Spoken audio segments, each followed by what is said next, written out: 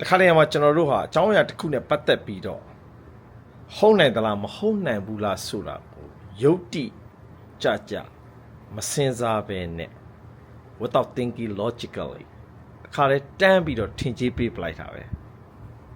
တခါတည်းကြတော့လေကျွန်တော်တို့အကြောင်းအရာတစ်ခုနဲ့ပတ်သက်ပြီးတော့ဖြစ်ကြောင်းကုံစင်မသိပဲနဲ့ without paying attention to details တခါတည်းတန်းပြီးတော့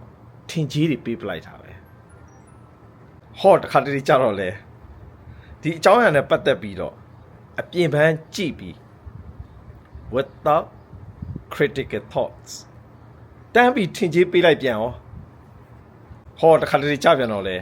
ကျွန်တော်အဲ့ဒီအကြောင်းနဲ့ပတ်သက်ပြီးတော့ကြိုးကြောင်ဆက်တွေးခေါ်မှုမရှိပဲ without using proper reasoning